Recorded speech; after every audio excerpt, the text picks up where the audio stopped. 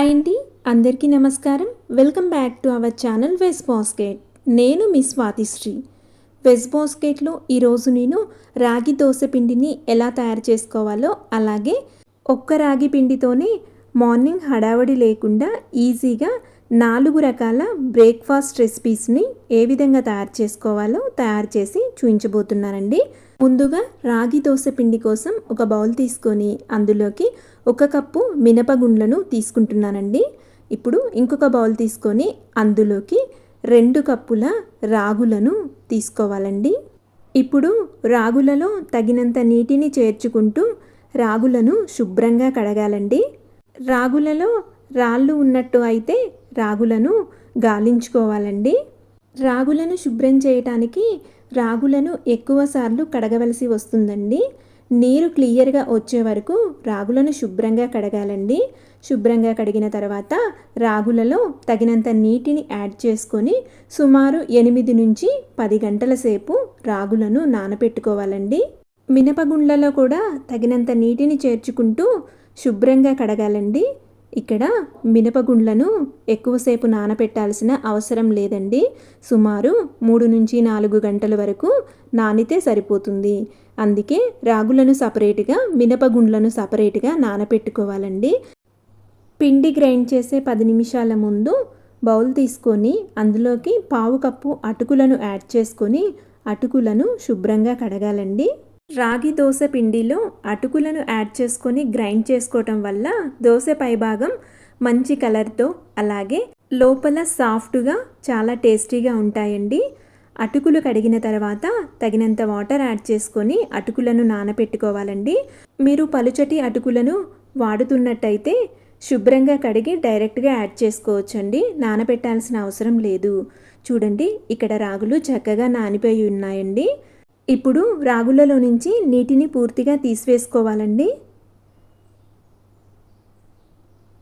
అలాగే ఇక్కడ మినపగుండ్లు కూడా చక్కగా నానిపోయి ఉన్నాయండి.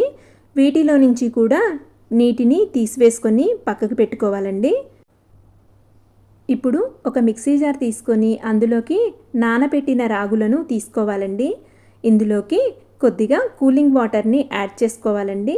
యాడ్ చేసుకొని మెత్తగా గ్రైండ్ చేసుకోవాలి. చూడండి, ఇలా గ్రైండ్ చేసుకున్న పిండిని ఒక బౌల్లోకి తీసుకోవాలండి.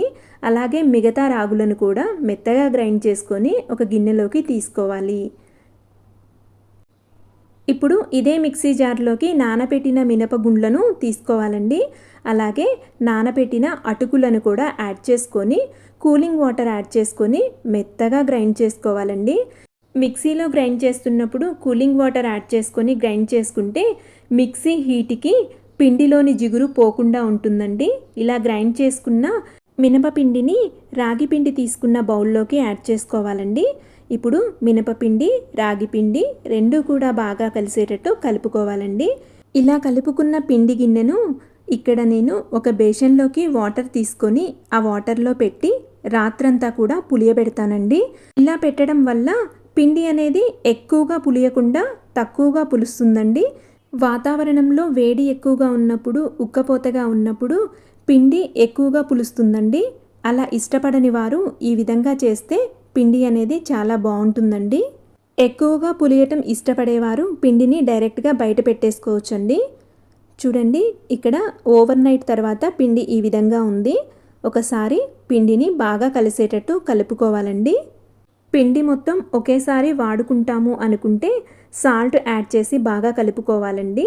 పిండిని స్టోర్ చేసుకోవాలి అనుకునేవారు సాల్ట్ లేకుండానే బాగా కలుపుకొని ఒక ఎయిర్ టైట్ కంటైనర్లోకి వేసుకొని ఫ్రిడ్జ్లో స్టోర్ చేసుకోవాలండి. అవసరమైనప్పుడు కొంచెం పిండిని తీసుకొని అందులోకి సాల్ట్, వాటర్ యాడ్ చేసుకొని పిండి కన్సిస్టెన్సీని అడ్జస్ట్ చేసుకోవాలండి. ఇప్పుడు మొదటగా ప్లెయిన్ రాగి దోశను ఏ విధంగా తయారు చేసుకోవాలో చూద్దామండి.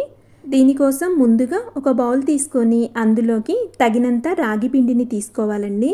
ఇందులో రుచికి తగినంత ఉప్పును యాడ్ చేసుకొని ఉప్పుని బాగా కలిసేటట్టు కలుపుకోవాలండి. ఇప్పుడు కన్సిస్టెన్సీ కోసం కొంచెం వాటర్ని యాడ్ చేసుకొని కన్సిస్టెన్సీ చూసుకుంటూ బాగా కలుపుకోవాలండి. అవసరం అనుకుంటే ఇంకొంచెం వాటర్ కలుపుకొని పిండి కన్సిస్టెన్సీని అడ్జస్ట్ చేసుకోవాలి. ఇప్పుడు స్టవ్ ఆన్ చేసుకొని ఒక ప్యాన్ పెట్టుకొని ప్యాన్ వేడి చేసుకోవాలండి. ప్యాన్ బాగా వేడెక్కిన తర్వాత లో ఫ్లేమ్లోకి పెట్టుకొని ఒక గరిటెడు రాగి దోశ పిండిని తీసుకొని పలుచని దోశ వేసుకోవాలండి.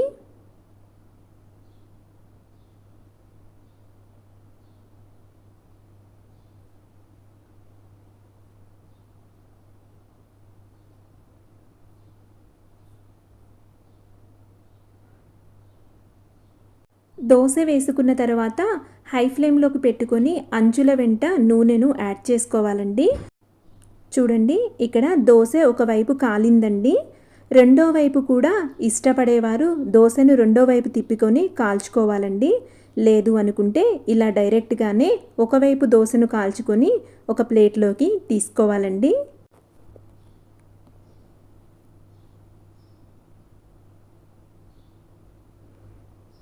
ఇప్పుడు ఎంతో టేస్టీగా ఉండే రాగి ఊతప్పంను ఏ విధంగా తయారు చేసుకోవాలో తయారు చేసి చూపించబోతున్నానండి.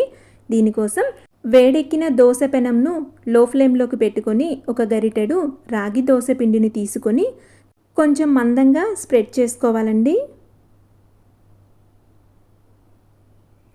ఇప్పుడు దీనిపైనుంచి సన్నగా తరిగిన ఉల్లిపాయ ముక్కలు, సన్నగా తరిగిన పచ్చిమిర్చి ముక్కలు, కారం తినలేని వాళ్ళు, చిన్నపిల్లలు ఉన్నట్టయితే పచ్చిమిర్చిని స్కిప్ చేయొచ్చండి. క్యారెట్ తురుము,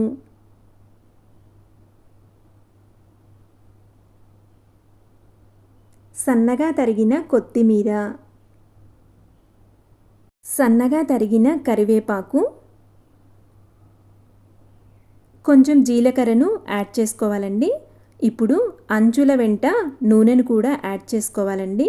యాడ్ చేసుకున్న తర్వాత ఒక మూతని పెట్టి మీడియం ఫ్లేమ్లోకి పెట్టుకొని ఊతప్పంను కాల్చుకోవాలండి. చూడండి, ఇక్కడ ఊతప్పం అనేది ఒకవైపు కాలిపోయిందండి. ఇప్పుడు రెండో వైపు తిప్పుకొని రెండో వైపు కూడా కాల్చుకుంటే పైన వేసిన ఉల్లిపాయ, క్యారెట్ అనేవి పచ్చిగా లేకుండా ఉంటాయండి. చూడండి, రెండో వైపు కూడా కాలిపోయింది. ఇప్పుడు ఈ ఊతప్పంని ఒక ప్లేట్లోకి తీసుకోవాలండి.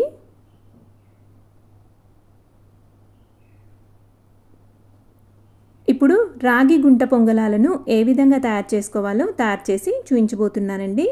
దీనికోసం ముందుగానే మనం రాగి దోశ కోసం కలిపి పెట్టుకున్న పిండిలోకి సన్నగా తరిగిన ఉల్లిపాయ ముక్కలు, కొద్దిగా క్యారెట్ తురుము, కొంచెం సన్నగా తరిగిన పచ్చిమిర్చి ముక్కలు, సన్నగా తరిగిన కరివేపాకు, కొంచెం సన్నగా తరిగిన కొత్తిమీర, ఒక హాఫ్ టీ స్పూన్ జీలకర్ర, కొంచెం ఉప్పును యాడ్ చేస్తున్నానండి. ఆల్రెడీ పిండిలో కొంచెం ఉప్పు ఉంది, కానీ ఇప్పుడు మనం వేసిన వెజిటేబుల్స్ కోసం కొంచెం ఉప్పును యాడ్ చేసి అన్నింటినీ బాగా కలిసేటట్టు కలుపుకోవాలండి. కొంచెం గట్టిగా అనిపిస్తే కొంచెం వాటర్ని యాడ్ చేసుకొని కన్సిస్టెన్సీని అడ్జస్ట్ చేసుకొని బాగా కలుపుకోవాలండి. ఇప్పుడు స్టవ్ ఆన్ చేసుకొని గుంట పొంగలాల ప్యాన్ పెట్టుకొని అందులోకి కొంచెం కొంచెం ఆయిల్ను యాడ్ చేసుకోవాలండి. ఆయిల్ యాడ్ చేసుకున్న తర్వాత గుంటల్లోకి కొంచెం కొంచెం పిండిని యాడ్ చేసుకోవాలండి. పిండిని యాడ్ చేసిన తర్వాత అర నిమిషం పాటు హై ఫ్లేమ్లో ఉంచుకోవాలండి. హై ఫ్లేమ్లో ఉంచుకోవటం వల్ల అడుగున మంచి కలర్ వస్తుందండి. అర నిమిషం తర్వాత లో ఫ్లేమ్లోకి పెట్టుకొని గుంట పొంగలాలను బాగా కుక్ చేసుకోవాలండి. చూడండి, ఇప్పుడు గుంట పొంగలాలు ఒకవైపు కొంచెం కలర్ వచ్చినట్టు అనిపిస్తున్నాయి. వీటిని రెండో వైపు కూడా తిప్పుకొని లో ఫ్లేమ్లోనే రెండో వైపు కూడా బాగా కుక్ చేసుకోవాలండి. చూడండి, గుంట పొంగలాలు రెండు వైపులా బాగా కుక్ అయిపోయాయండి. ఇప్పుడు వీటిని ఒక ప్లేట్లోకి తీసుకోవాలి.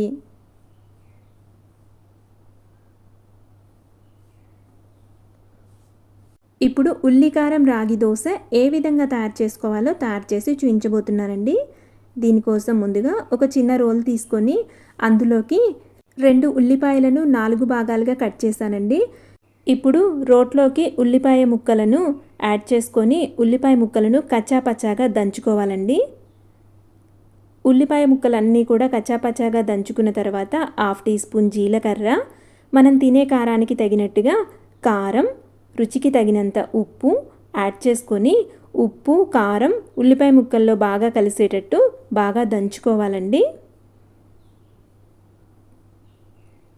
ఈ విధంగా దంచుకున్న తర్వాత దీన్ని ఒక పక్కకు పెట్టుకోవాలండి. ఇప్పుడు ఒక గిన్నె తీసుకొని అందులోకి రాగి దోశ పిండిని తగినంత తీసుకొని పిండికి తగినంత ఉప్పు యాడ్ చేసుకోవాలండి. ఇందులోనే ముందుగా తయారు చేసి పెట్టుకున్న ఉల్లికారంను యాడ్ చేసుకొని పిండిలో బాగా కలిసేటట్టు కలుపుకోవాలండి.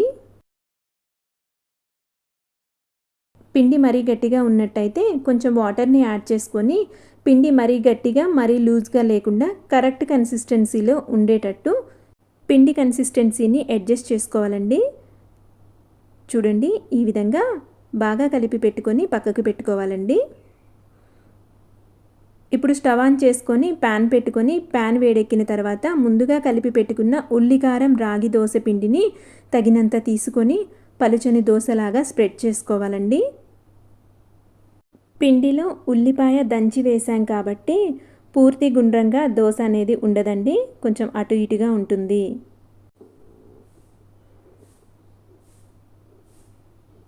ఇప్పుడు దోశ అంచుల వెంట ఆయిల్ను యాడ్ చేసుకోవాలండి. యాడ్ చేసుకున్న తర్వాత రెండు వైపులా కూడా దోశను బాగా కాల్చుకోవాలండి. చూడండి, ఇక్కడ ఒకవైపు దోశ కాలింది, రెండో వైపుకి తిప్పుకొని రెండో వైపు కూడా బాగా కాల్చుకోవాలండి. ఇందులో ఉల్లిపాయలు దంచి వేసాం కాబట్టి ఒక్క సైడే దోశను కాలిస్తే అక్కడక్కడ పచ్చి పచ్చిగా ఉంటాయండి. అందుకే రెండో వైపు తిప్పుకొని రెండో వైపు కూడా బాగా కాల్చుకోవాలి.